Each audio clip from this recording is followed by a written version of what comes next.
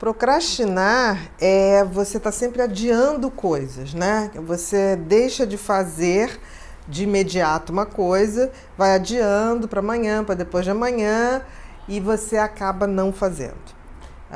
Uma coisa clássica da procrastinação é a tal da dieta que sempre começa na segunda-feira. E para na terça. E para na terça ou na segunda depois do meio-dia.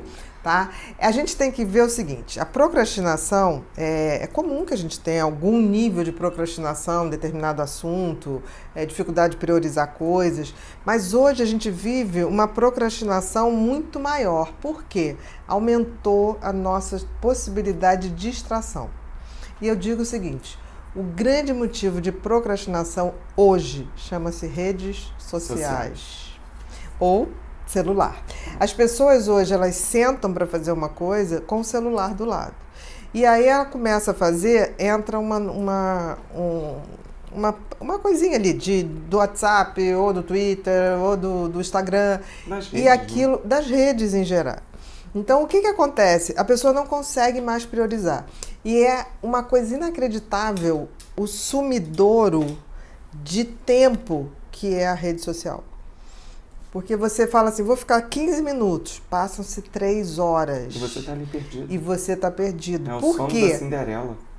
Porque você abre milhões de possibilidades. Você começa a entrar na vida de daqui a pouco, uma coisa dá um link para outra coisa, para outra coisa, para outra coisa, que você acaba esquecendo até o que você foi fazer. Né? Você vai dar um Google para procurar não sei o quê. Entra uma mensagem, quando você vai ver, você esqueceu do que você estava realmente procurando. E é interessante, Bia, porque procrastinação é uma coisa que eu gosto muito de falar, porque a gente tem aquele nosso teste de personalidade que a gente faz lá na clínica, né? E é interessante, e você vai poder falar melhor sobre isso, que assim, existe um gráfico quando eu faço. Então, é nítido quando aparece que a pessoa tem um nível alto de procrastinação, eu também percebo que ela está com um nível alto de ansiedade. E aí eu sempre converso com eles sobre a seguinte coisa.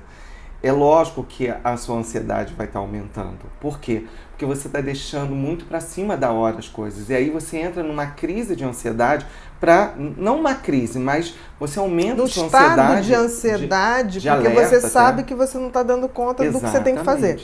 Eu costumo dizer o seguinte, outra coisa também, eu acho que todo mundo hoje vive essa coisa do excesso de estímulo, fazendo você se desvirtuar do que tem que e deve ser feito. Uma personalidade, o TDAH, também tende muito a isso. Por quê? Porque, independente das redes sociais, ele tende a pensar 10 mil coisas ao mesmo tempo. Quer dizer, ele reproduz na cabeça o que a rede que faz, de te levando para várias coisas ao mesmo tempo. Agora, você imagina um TDAH nas redes sociais. Coitado, é 10-0 para a rede. Tá? E tem uma coisa tão interessante na rede, você vê que a rede cada vez evolui mais para capturar a sua atenção. Antigamente você tinha uma questão que não tinha o tal do story. Né? Por que o story foi colocado? Porque o story vai sair do ar. Então cria-se a urgência de você ver. O feed, não, o feed vai ficar ali. E você vê que assim que entrou o story, rapidamente as pessoas fazem muito mais acessos no story do que no feed.